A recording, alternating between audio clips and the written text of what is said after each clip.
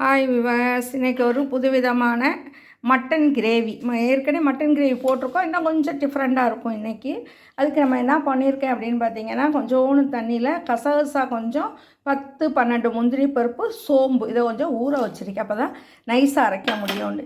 இதை அரைச்சிக்கிட்டு நல்லா நைஸாக அரைச்சிட்டு அதில் கொஞ்சம் வெங்காயம், சின்ன வெங்காயம் இருந்தால் நல்லது, சின்ன வெங்காயம் இல்லாதனால ஒரு பெரிய வெங்காயம் போட்டிருக்கேன். அதையும் மையாக அரைச்சிக்கிறலாம். இப்போ நான் வெறும் முந்திரியும் மட்டும் ஃபஸ்ட்டு நம்ம கொஞ்சம் அரைச்சிட்டு அப்புறம் நம்ம வெங்காயம் சேர்த்து பாருங்கள். இந்த அளவுக்கு நான் எக்ஸ்ட்ரா தண்ணி ஊற்றலை, அந்த ஊற வச்ச தண்ணியை தான் ஊற்றினேன். இப்போ வெங்காயத்தை எல்லாத்தையுமே போடுறோம். இஞ்சி பூண்டு நீங்கள் தனியாக உரித்து வச்சுருந்தீங்கன்னா இதோட சேர்த்துக்கலாம். நான் பேஸ்ட்டாக வச்சுருக்கிறதுனால போடலை. தக்காளி பழத்தில் ஒரு 4 தக்காளி அறுத்து வச்சுருக்கேன், அதில் கொஞ்சம். இப்போ இதை மட்டும் நம்ம அரைச்சிட்டு நம்ம அடுப்பில் வைக்கிறதுக்கு ஸ்டார்ட் பண்ணுவோம். குக்கர் நான் ஃப்ரீ ஹீட் பண்ணுறதுக்கு வச்சுட்டேன். அடுப்பில் 20 ஹை வச்சுருக்கேன். குக்கர் ஹீட் ஆகிடுச்சு. நம்ம ஒரு சொட்டு எண்ணெயே இல்லாமல் தான் இந்த கிரேவி நம்ம பண்ண போகிறோம். கறி 3/4 கிலோ கறி, மட்டன் தான் நான் நல்லா கழுவி தண்ணி இல்லாமல் எடுத்து வச்சுருக்கேன். இப்போ குக்கரில் நம்ம போட்டுட்டோம். நான் எப்பயும் சொல்கிற மாதிரி தான், ரொம்ப கிண்டி விட வேணாம், அப்படியே மூடி வச்சுருவோம். நான் அடுப்பை இன்னும் சிம்மில் வைக்கலை. இப்போ மூடிட்டு நான் அடுப்பை சிம்மில் வைக்கிறேன். இந்த பாயிண்ட் டக்குன்னு வரும் பாருங்களேன். அந்த ஹீட்டு நான் எவ்வளோ தூரத்துக்கு இருக்கோ அவ்வளோ தூரத்துக்கு அந்த ரெட் மார்க்கு ஓடி வரும். லைவாக காட்டுறேன் பாருங்கள். அடுப்பு நான் சிம்மில் போட்டிருக்கேன். அது இப்படி போடையில் தான் உங்களுக்கு நல்ல ஒரு வாசமும் அதே நேரத்தில் ஒரு சாஃப்ட்டும் கறிக்கு கிடைக்கும்.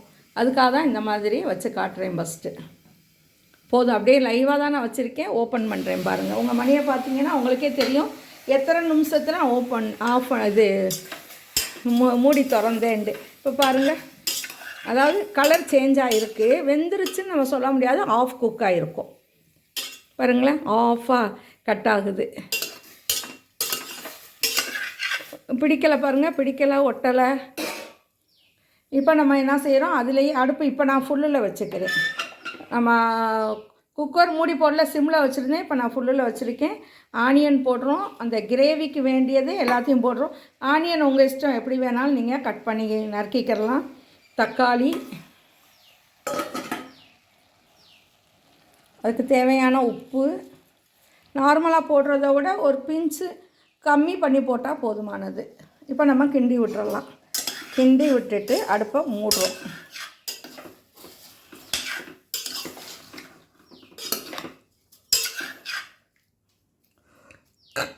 அடுப்பை மூடலை, குக்கரை மூடுறோம். கொஞ்சம் ஹீட் ஆகிறதுக்காக. இப்போ நம்ம எல்லாம் தக்காளியெல்லாம் போட்டோன்னா ஹீட்டு கொஞ்சம் குறையும். இப்போ ஒரு செகண்டில் மறுபடியும் ஹீட் ஆகிடும். ஹீட் ஆகிடுச்சு. இந்த கறியில் உள்ள தண்ணி பார்த்திங்களா? இப்போ இதில் நம்ம என்ன போட போகிறோம் அப்படின்னு பார்த்திங்கன்னா, பெப்பர் பொடி,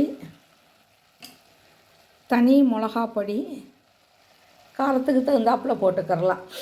எந்த கலர் இல்லை, இது காரமானது தான், அதான் கொஞ்சமாக போட்டிருக்கேன். அது மாதிரி புளிக்குழம்பு பொடி, நம்ம வீட்டில் அரைக்கிற புளிக்குழம்பு பொடி, இஞ்சி பூண்டு பேஸ்ட்டு இன்னும் கொஞ்சம் கூட போட்டுக்கிறலாம்.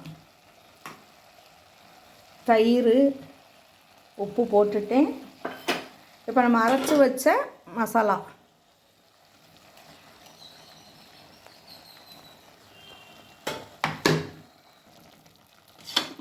புதினா, கருவேப்பிலையும் போட்டிருக்கேன். புதினா, மல்லி, கருவேப்பிலை. இந்த புளிக்குழம்பு பொடி போடையில் அந்த கருவேப்பிலை போடையில் இன்னும் வாசமாக இருக்கும். இதில் இன்னும் முக்கியமானது கறி மசாலா. அதுதான் ரொம்ப டேஸ்ட்டையும் ருசியையும் கூட்டி கொடுக்கக்கூடியது. ஒரு 1.5 ஸ்பூன் போடுறேன். எல்லாம் போட்டாச்சு. இப்போ தான் நான் கிண்டவே போகிறேன். இப்போ நம்ம இது சாதத்துக்காக பண்ணுறோம். அதனால் கொஞ்சமாக தண்ணி ஊற்றிக்கலாம். இதே நல்ல தண்ணியாக தான் இருக்குது. உருளைக்கிழங்கு இஷ்டப்பட்டால் உருளைக்கிழங்கு போடலாம். நான் இப்போ ஒரு உருளைக்கிழங்கு போட போகிறேன்.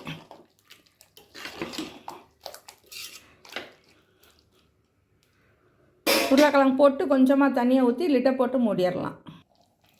2 உருளைக்கிழங்கு சின்னதாக நறுக்குனது, இந்த அரைச்ச மிக்ஸி கழுவுன தண்ணி. அடுப்பு ஃபுல்லில் வைக்கிறேன்.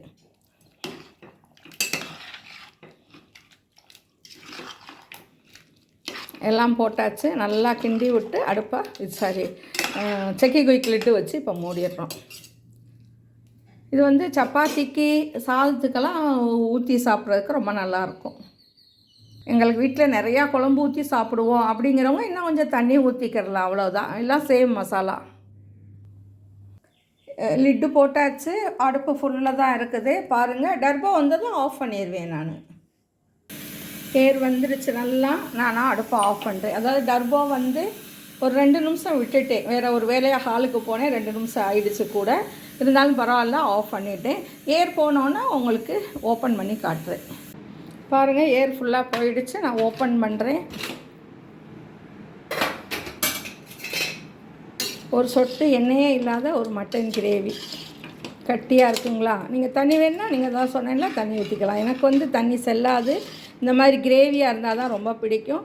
இது சாதத்துக்கும் ஊற்றி சாப்பிட்டுக்கலாம், சப்பாத்திக்கு வச்சுக்கலாம், புரோட்டா வச்சுக்கலாம். இது மறுநாள் உங்களுக்கு பழைய குழம்பு ஆகையில் இன்னும் டேஸ்ட்டு அட்ராக்டாக இருக்கும்.